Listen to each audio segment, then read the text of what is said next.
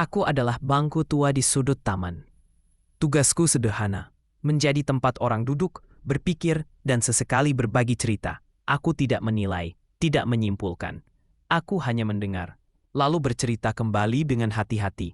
Suatu sore yang tenang, seseorang duduk di atasku.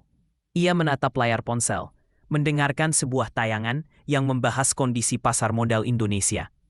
Bukan dengan nada tergesa, tapi penuh pertimbangan. Dalam tayangan itu disebutkan bahwa Menteri Keuangan Urbaya Yudi Sadewa menyampaikan sebuah proyeksi. Ia memperkirakan indeks harga saham gabungan atau IHSG berpotensi mencapai level 10.000 di akhir tahun 2026. Sebuah angka yang tinggi, namun disampaikan sebagai pandangan ke depan, bukan kepastian. Optimisme tersebut, katanya, didasarkan pada sinkronisasi kebijakan antara otoritas fiskal dan moneter. Dua lembaga yang memiliki peran berbeda, namun saling melengkapi. Selain itu, kondisi ekonomi secara umum dinilai mulai menunjukkan perbaikan secara bertahap. Aku mendengarnya dengan tenang. Sebagai bangku tua, aku tahu bahwa prediksi selalu berdampingan dengan kemungkinan. Ia bukan janji, melainkan gambaran berdasarkan kondisi saat ini.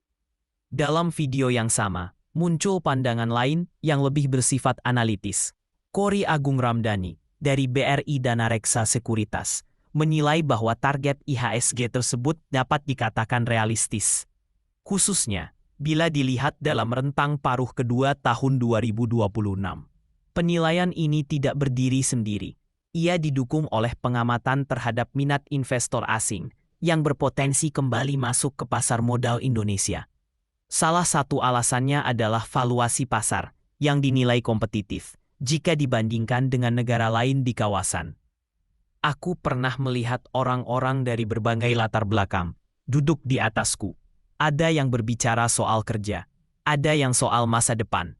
Mungkin, bagi sebagian orang, angka-angka ini adalah bagian dari rencana hidup mereka.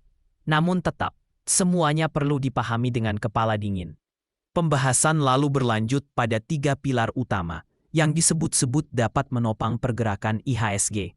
Pilar pertama adalah faktor moneter. Disebutkan adanya tren penurunan suku bunga, baik secara global melalui Fed Funds Rate, maupun di dalam negeri melalui BI Rate. Secara umum, kondisi ini sering dikaitkan dengan meningkatnya aktivitas ekonomi, meski dampaknya tidak selalu sama bagi setiap sektor.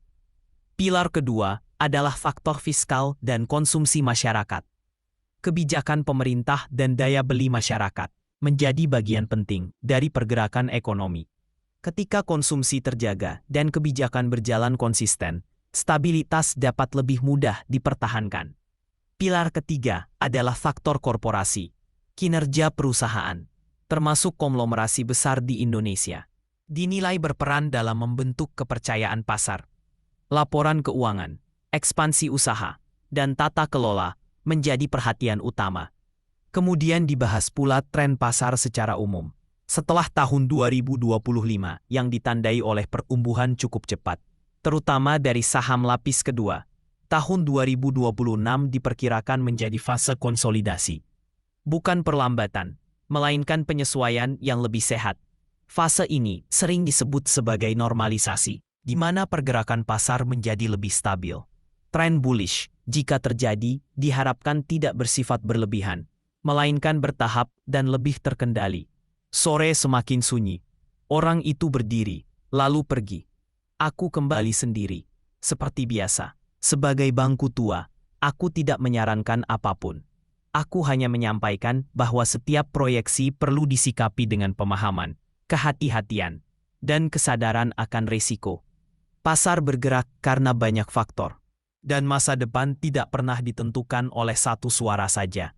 Aku akan tetap di sini, mendengarkan, menyimpan cerita, dan menceritakannya kembali dengan aman, tenang, dan apa adanya.